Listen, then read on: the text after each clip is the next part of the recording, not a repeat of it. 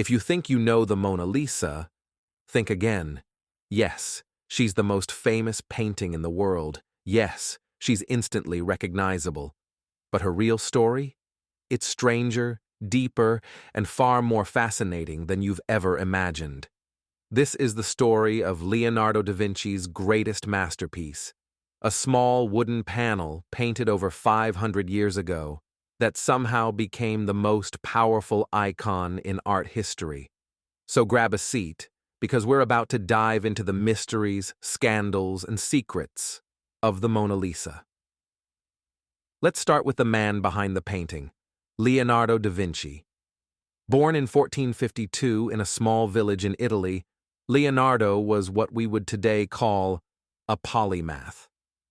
He wasn't just a painter, he was an engineer, an architect, a scientist, a mathematician, and even an inventor who sketched flying machines centuries before airplanes existed. But as brilliant as he was, Leonardo rarely finished anything. He left behind dozens of half-completed projects, notebooks full of sketches, and countless unfinished paintings. So why did he cling to the Mona Lisa for so long? Why did he never deliver it to the man who commissioned it? That's one of the first great mysteries. Historians tell us she was Lisa Gherardini, the wife of a wealthy silk merchant named Francesco del Giocondo. She lived a relatively quiet life in Florence, raising children, managing a household. But some believe otherwise. Some claim she was Isabella d'Este, a powerful noblewoman. Others say she was Caterina Sforza, a dangerous and ambitious Italian countess. There's even a theory that she was no woman at all, that Leonardo painted himself in disguise, making the Mona Lisa a secret self-portrait. DNA tests have even been attempted on remains believed to be Lisa Gherardini's, though results are still debated. So, who she really was? That's still a riddle. Let's talk about the most famous feature, that smile. When you look directly at her mouth, she smiles. When you look at her eyes, the smile disappears. This is because of a genius painting technique Leonardo perfected, called sfumato. He layered hundreds of nearly transparent glazes of paint, each thinner than a human hair, to blur the lines between shadow and light.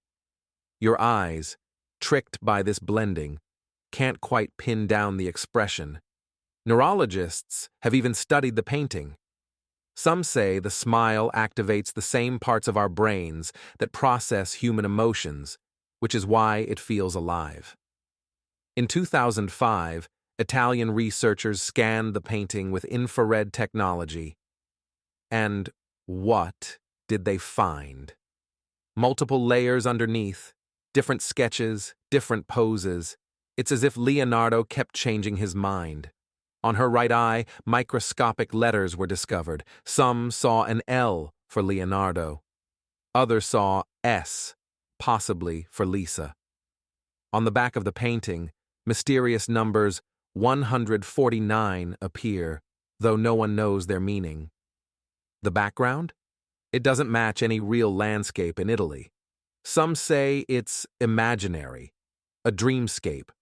Others argue it's the Arno River Valley near Florence. But look closely. The left and right sides of the background don't line up. The horizon is higher on one side. It creates an unsettling effect, making her look more surreal, almost otherworldly. Here's another twist. Leonardo never handed the portrait over to the Giocondo family. He kept it with him for 16 years. He carried it from Florence to Milan, from Rome to France. And when he died in 1519, it was still in his possession. Why? Maybe he thought it wasn't finished. Maybe he considered it too valuable to part with. Or maybe he was in love with his own creation. After Leonardo's death, King Francis I of France acquired the painting. For centuries, it hung quietly in royal palaces. Queens admired it. Artists studied it. But it wasn't famous. In fact, during the 18th century, very few people cared about her. She was just another Renaissance portrait. It wasn't until the 19th century that writers like Théophile Gautier and art historians began to romanticize her as the embodiment of feminine mystery. Slowly, her reputation grew, but her true rise to global fame didn't happen until something shocking occurred. August 21st, 1911. A handyman named Vincenzo Peruggia, who once worked at the Louvre, hid inside the museum overnight. Dressed in a white worker's smock, he simply lifted the Mona Lisa off the wall, tucked it under his coat, and walked out the door. The painting vanished. For 2 years. The world went crazy. Newspapers printed her face everywhere. Crowds rushed to the Louvre just to see the empty wall. Ironically, her absence made her more famous than her presence ever had. When Peruggia was finally caught in Florence in 1913, he claimed he had stolen the painting out of patriotism, believing it rightfully belonged in Italy.